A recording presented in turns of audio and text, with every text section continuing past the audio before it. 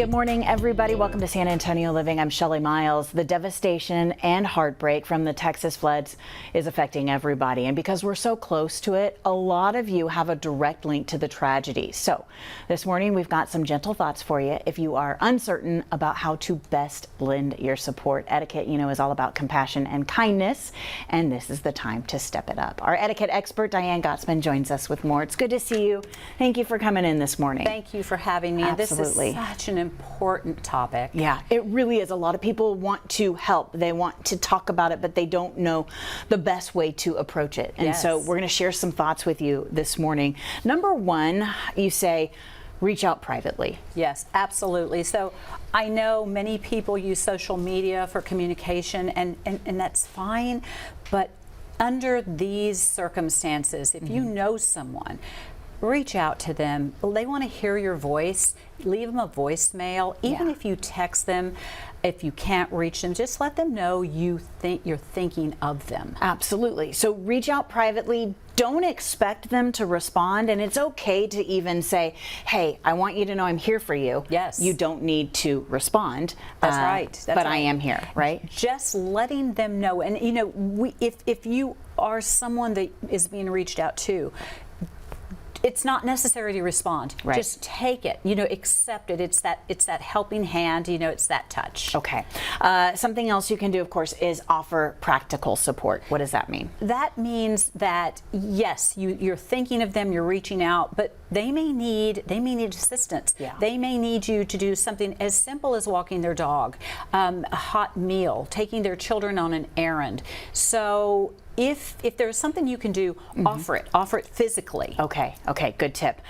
Respect the dignity of survivors. Very important to mention. So there are people with very strong opinions on what has happened, but please, during this very tender time, watch what you say on social media. Yeah. And if you see something, you can skip it. You don't have to respond. Venom creates venom. And we want to stay focused on compassion and grace and dignity and support, and take anything that is toxic out of the equation. So watch the way that we speak on social media. Absolutely.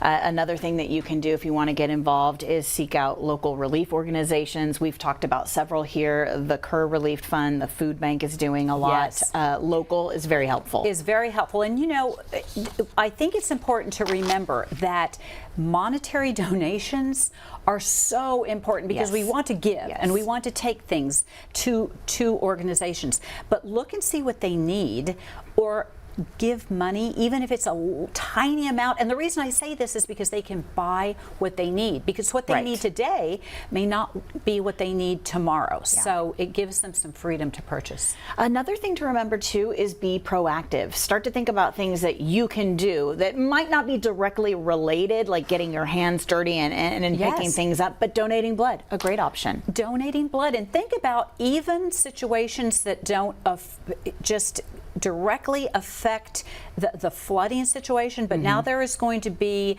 schools and teachers that are going to need supplies, and there is going to be people that aren't directly touched but are touched in the community, churches. So I think that it's important, fostering pets. Yeah. There are a lot of ways to help, and all we need to do is just watch and look and search, and we will find someone and something to do that we can reach out and make a difference. Absolutely. We kind of touched on it a little bit, but I think it's so important that we can mention it again in another way to make sure everyone understands. Avoid social media rants. Yes. Social media is wonderful, and it can really serve a wonderful purpose, but even when you see something and I am really to the point where I feel like if this is the kind of character one shows under this type of diversity, feel free to delete them, feel free to block them, feel free to silence them, not to be aggressive and contrary, but to to make yourself feel more peaceful. Yeah. You know, we really need to come together and support each other, and you don't have to jump in the fray. Even if you see something and disagree with it, stay off. Just don't jump in the fray. You mentioned this. It is a long-term situation. It's going to be ongoing. Yeah. There are going to be students that don't show up to school when school starts, and so you do want to remember teachers, other students in the area, so many others affected. We're all affected. We see it. You know, imagine, even if you don't have a direct link, this is something that's going to influence us for a very long time, and children aren't going to understand. And people that are not even directly associated are still going to have some struggles. So feel free, please reach out to someone who can help you. You go to your church, you go to your school, you go to a pastor, you go to counseling. So seek help if you're feeling emotionally vulnerable. And this is a long-term journey, so even when things have settled down, there's still people that are feeling the struggle. So don't lose track of them. Touch base and say hello. Touch base and just sit with them. Take them to lunch. You know, it's a cup of coffee, a text, and stay connected. Always good to see you. Thank you for coming in this morning and talking about this with us, guys. If you've got questions, you can check in with Diane Gottsman. She is our etiquette expert here in San Antonio with the Protocol School of Texas. You can visit protocolschooloftexas.com and be sure you're following on social media for more information at Diane Gottsman.